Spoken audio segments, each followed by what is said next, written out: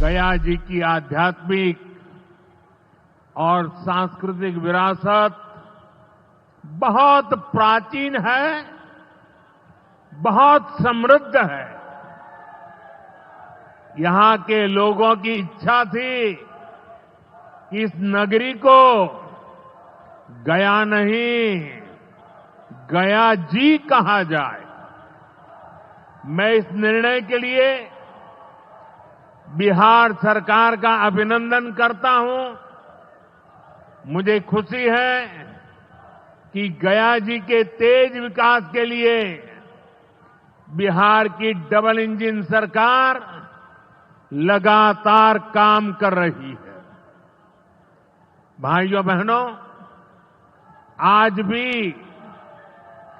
गया जी की पावन भूमि से एक ही दिन में 12,000 करोड़ रुपए की परियोजनाओं का लोकार्पण या शिलान्यास हुआ है।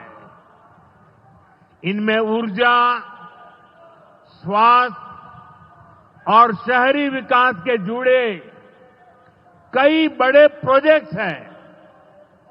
इनसे बिहार के उद्योगों को ताकत मिलेगी और युवाओं के लिए रोजगार के नए अवसर भी बनेंगे। मैं इन परियोजनाओं के लिए बिहार के लोगों को बधाई देता हूं। बिहार में बेहतर स्वास्थ्य सुविधाओं के लिए आज यहां हॉस्पिटल और रिसर्च सेंटर का उद्घाटन भी हुआ है। अब बिहार के लोगों को कैंसर के इलाज के लिए एक और सुविधा मिल गई है। साथियों, गरीब के जीवन से मुश्किलें दूर करना, महिलाओं के जीवन को आसान बनाना मुझे जनता जनार्दन का सेवक बनकर यही काम करने में सबसे ज्यादा खुशहाली होती है। जैसे गरीब को पक्का घर देना। साथियों, मेरा एक बड़ा संकल्प है, जब तक हर जरूरतमंद को पक्का घर नहीं मिल जाता, मोदी चैन से नहीं बैठेगा।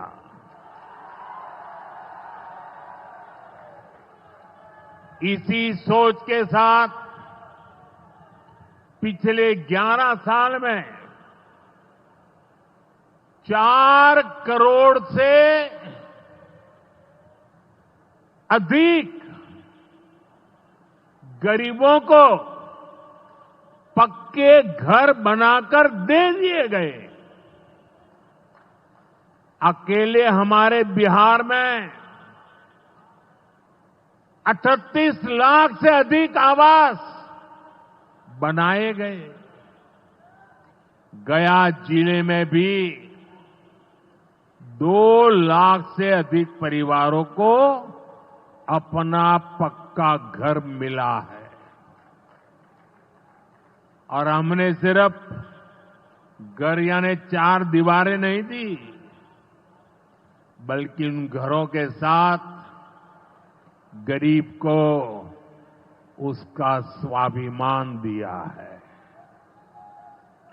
इन घरों में बिजली, पानी, शौचालय और गैस कनेक्शन की सुविधाएं दी हैं। यानी गरीब परिवारों की भी सुविधा, सुरक्षा और सम्मान से जीने की गारंटी मिली है। साथियों, आज इसी सिलसिले को आगे बढ़ाते हुए बिहार के मगध क्षेत्र के 16,000 से ज्यादा परिवारों को अपना पक्का घर दिया है। यानी इस बार इन परिवारों में दिवाली और छठ पूजा की रौनक और ज्यादा होगी। मैं अपना घर पाने वाले सभी लाभार्थी परिवारों को बहुत बहुत बधाई देता हूं। और जो लोग अब भी पीएम आवास योजना के लाभ से छूट गए हैं, मैं उन्हें विश्वास दिलाता हूं कि पीएम आवास का अभियान तब तक जारी रहेगा जब तक हर गरीब को अपना पक्का घर नहीं मिल जाता। साथियों, बिहार चंद्रगुप्त मौर्य और चाणक्य की धरती है। जब जब किसी दुश्मन ने भारत को चुनौती दी है, बिहार देश की ढाल बनकर खड़ा हुआ है। बिहार की धरती पर लिया हुआ और संकल्प, ये धरती की ताकत है। इस धरती पर लिया गया हर संकल्प कभी खाली नहीं जाता। और इसलिए तो भाइयों बहनों, जब कश्मीर के पहलगाम में आतंकी हमला हुआ था, हमारे निर्दोष नागरिकों को उनका धर्म पूछ करके मारा गया, मैंने बिहार की इसी धरती से आतंकवादियों को मिट्टी में मिलाने की बात कही थी। आज दुनिया देख रही है, बिहार की धरती से लिया गया वो संकल्प पूरा हो चुका है। आपको याद होगा, उधर से पाकिस्तान हम पर ड्रोन हमले कर रहा था, मिसाइलें दाग रहा था। भारत पाकिस्तान की मिसाइलों को हवा में तिनके की तरह बिखेर रहा था। पाकिस्तान की एक भी मिसाइल हमें नुकसान नहीं पहुंचा पाई। साथियों, ऑपरेशन सिंदूर ने भारत की रक्षा नीति की नई लकीर खींच दी है। अब भारत में आतंकवादी भेजकर हमले करा के कोई बच नहीं सकेगा। आतंकवादी चाहे पाताल में क्यों न छिप जाए, भारत की मिसाइलें उन्हें दफन करके रहेगी। साथियों, बिहार का तेज विकास केंद्र की एनडीए सरकार की बहुत बड़ी प्राथमिकता है। इसलिए आज बिहार चौतरफा विकास के रास्ते पर आगे बढ़ रहा है। बीते वर्षों में पुरानी समस्याओं के समाधान तलाशे गए हैं और नई प्रगति के रास्ते भी बनाए गए हैं। आप याद करिए, लालटेन राज में यहां कैसी दुर्दशा थी। लालटेन राज में एक क्षेत्र लाल आतंक से जकड़ा हुआ था। माओवादियों की वजह से शाम के बाद कहीं आना जाना मुश्किल था। गया जी जैसे शहर लालटेन राज में अंधेरे में डूबे रहते थे। हजारों गांव ऐसे थे जहां बिजली के खंभे तक नहीं पहुंचे थे। लालटेन वालों ने पूरे बिहार के भविष्य को अंधेरे में धकेल दिया था। न शिक्षा थी, न रोजगार था।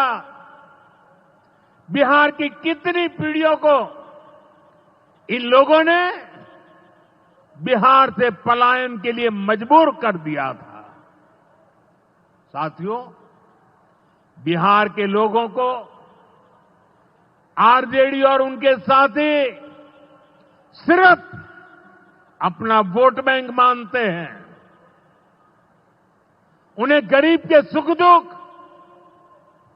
गरीब के मान सम्मान से कोई मतलब नहीं है। आपको याद होगा, कांग्रेस के एक मुख्यमंत्री ने मंच से कह दिया था कि अपने राज्य में बिहार के लोगों को घुसने नहीं देंगे। बिहार के लोगों से कांग्रेस की इतनी नफरत, बिहार के लोगों के प्रति इतनी घृणा, और कोई भूल नहीं सकता। कांग्रेस का बिहार के लोगों के प्रति त्याग, जो दुर्व्यवहार देखने के बाद भी यहां आरजेडी वाले गहरी नींद में सोए पड़े थे। भाइयों बहनों, बिहार की एनडीए सरकार कांग्रेस और इंडी गठबंधन वालों के इस नफरती अभियान का जवाब दे रही है। बिहार के बेटे बेटी को यहीं पर रोजगार मिले, सम्मान की जिंदगी मिले, मां बाप की वो देखभाल कर सके, इसी सोच के साथ हम काम कर रहे हैं। अब बिहार में बड़े बड़े प्रोजेक्ट बन रहे हैं।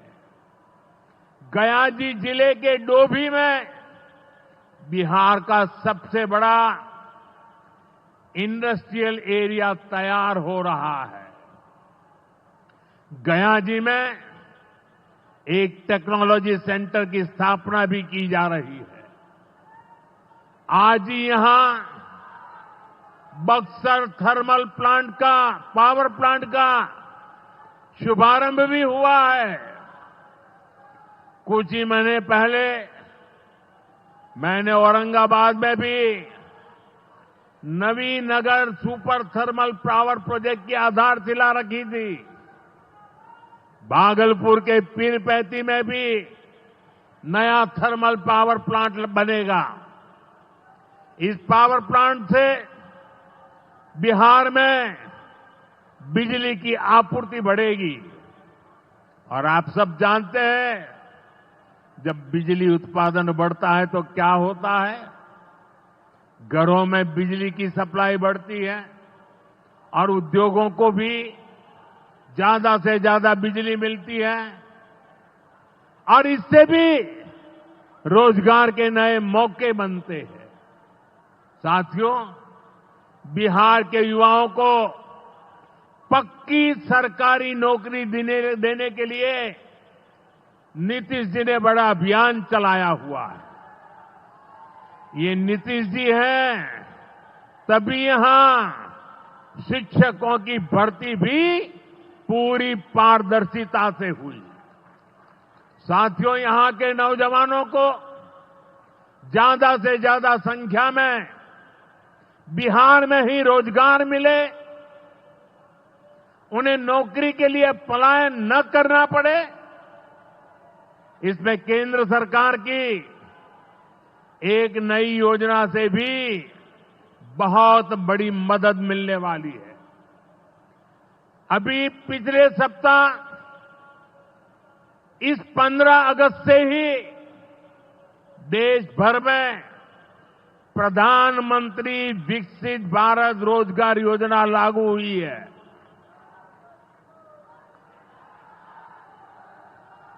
इसके तहत हमारे युवा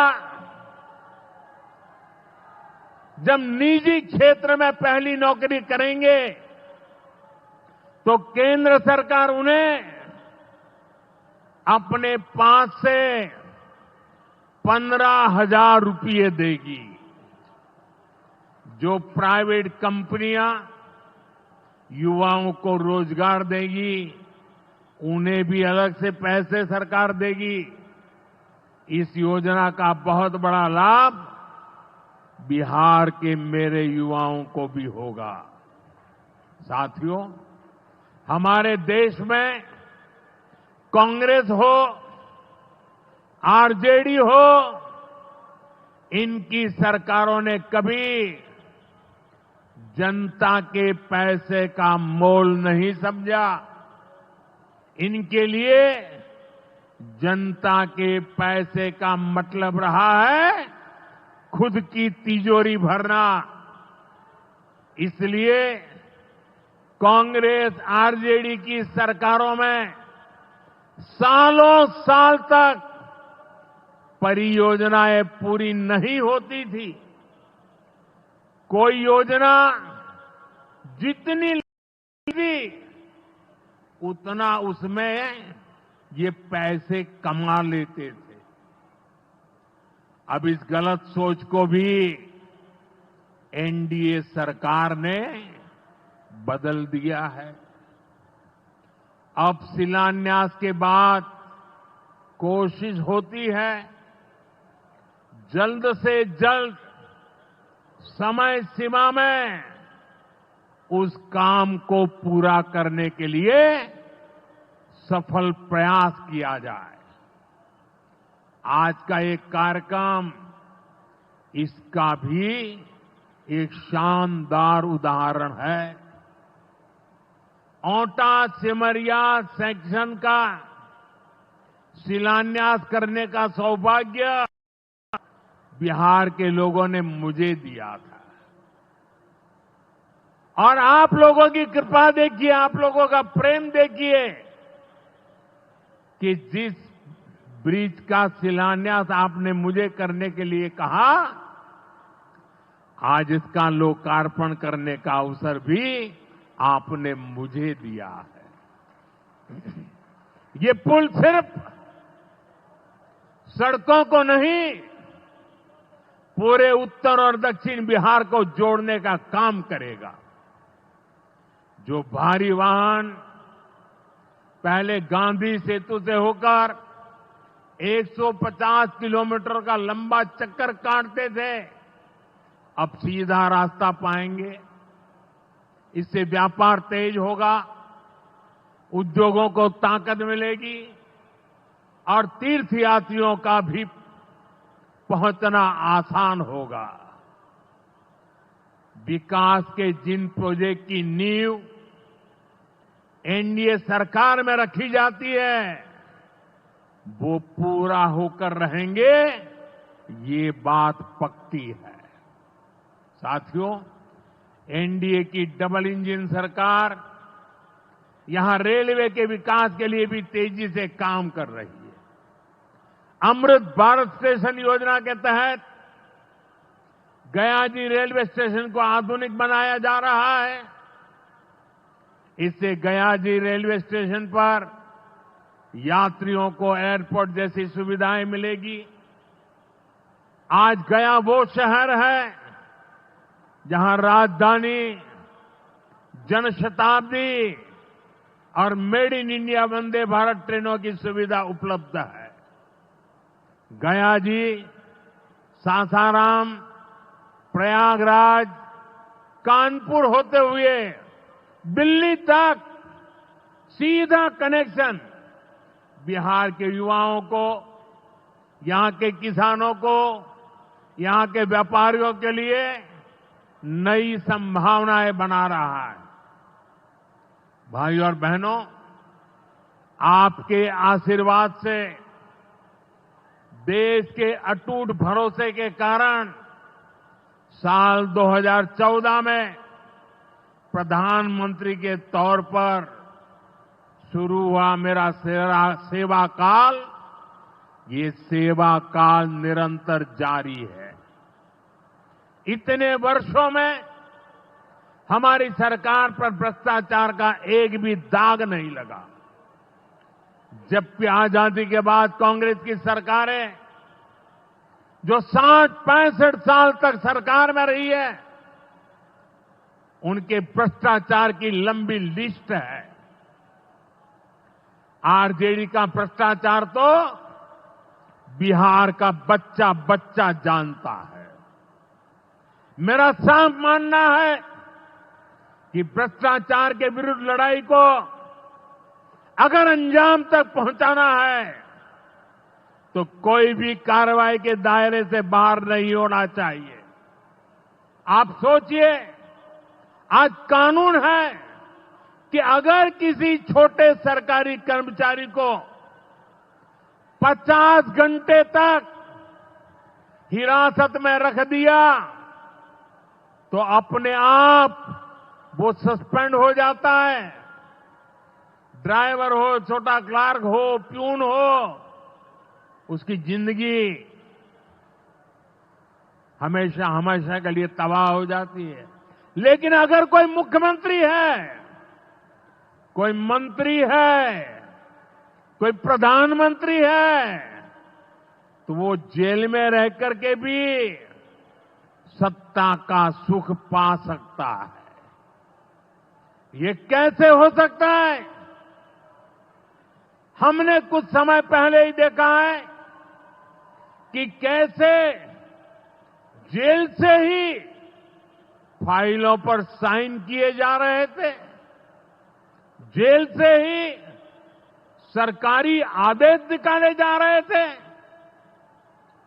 नेताओं का अगर यही रवैया रहेगा तो ऐसे भ्रष्टाचार के विरुद्ध लड़ाई कैसे लड़ी जा सकती है?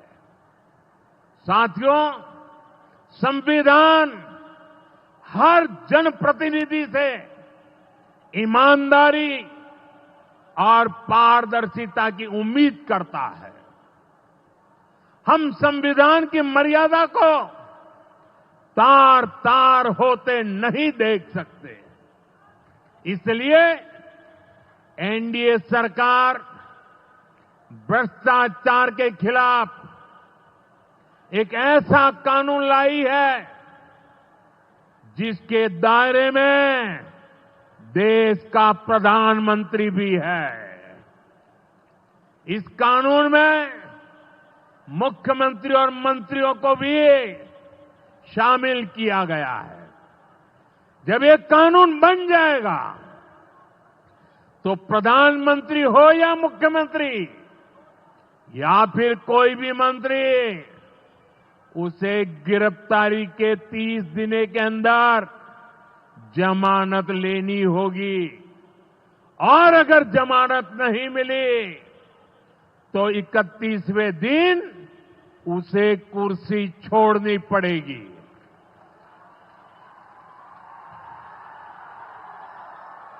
आप कहिए भाइयों, जो जेल जाए उसने कुर्सी छोड़नी चाहिए कि नहीं छोड़नी चाहिए? क्या वो कुर्सी पर बैठे रह सकता है क्या? क्या वो सरकारी फाइलों पे साइन कर सकता है क्या? क्या जेल में से कोई सरकार चला सकता है क्या? और इसलिए ऐसा सख्त कानून बनाने की तरफ हम आगे बढ़ रहे हैं। लेकिन साथियों, ये आरजेडी वाले, ये कांग्रेस वाले, ये लेफ्ट वाले इस कानून का विरोध कर रहे हैं। ये बहुत गुस्से में है और कौन नहीं जानता उनको किस बात का डर है। जिसने पाप किया होता है वो अपने पाप को दूसरों से छुपाता है, लेकिन खुद को भीतर से जानता है कि क्या खेल खेला है। इन सब का भी यही हिसाब है। ये आरजेडी और कांग्रेस वाले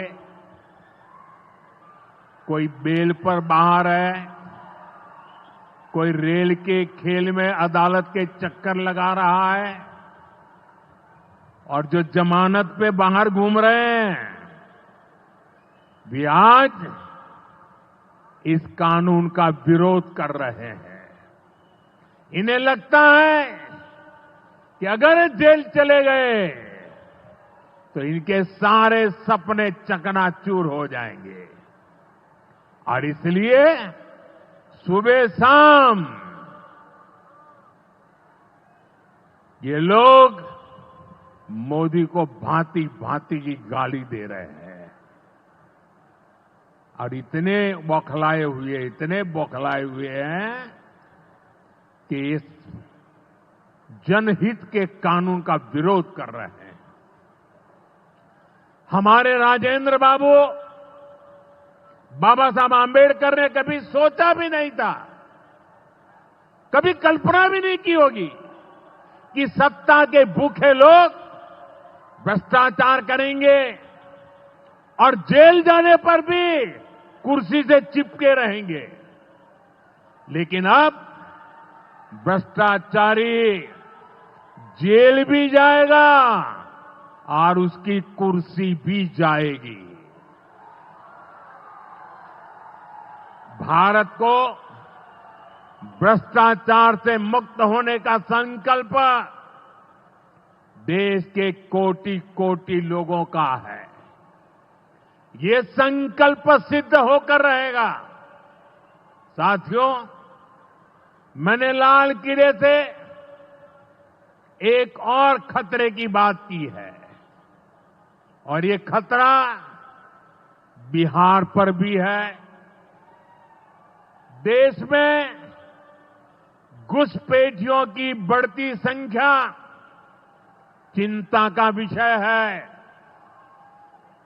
बिहार के सीमावर्ती जिलों में तेजी से डेमोग्राफी बदल रही है। इसलिए एनडीए सरकार ने तय किया है कि देश का भविष्य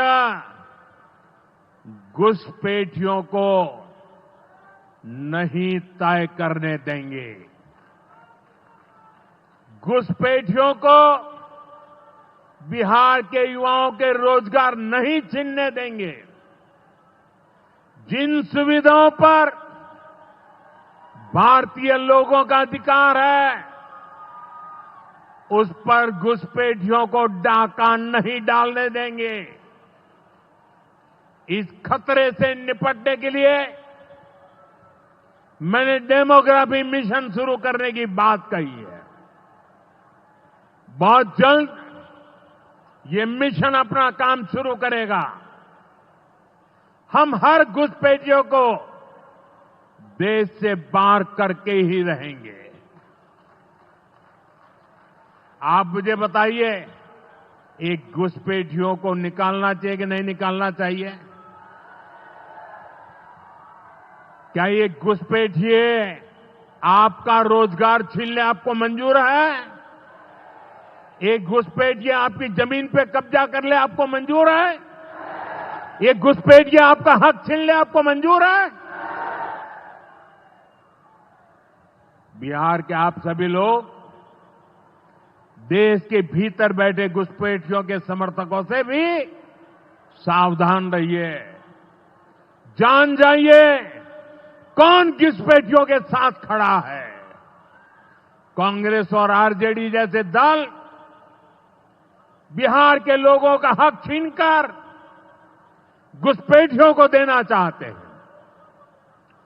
तुष्टीकरण के लिए, वोट बैंक को बढ़ाने के लिए कांग्रेस आरजेडी वाले कुछ भी कर सकते हैं, कितने ही नीचे जा सकते हैं। इसलिए बिहार के लोगों को बहुत सतर्क रहना है। साथियों, हमें हमारे बिहार को कांग्रेस आरजेडी की बुरी नजर से बचाकर रखना है। बिहार के लिए ये समय बहुत अहम है। बिहार के युवाओं के सपने पूरे हो, बिहार के लोगों की आकांक्षाओं को नई उड़ान मिले, इसके लिए केंद्र सरकार और नीतीश जी के साथ हम कंधे से कंधा मिलाकर बिहार के कल्याण के लिए काम कर रहे हैं। बिहार में विकास की गति बनी रहे, इसके लिए डबल इंजन की सरकार लगातार मेहनत कर रही है। आज के विकास प्रोजेक्ट इसी दिशा में महत्वपूर्ण कदम है। मैं एक बार फिर इन परियोजनाओं के लिए बिहार को बहुत बहुत बधाई देता हूं। मेरे साथ बोलिए, भारत माता की।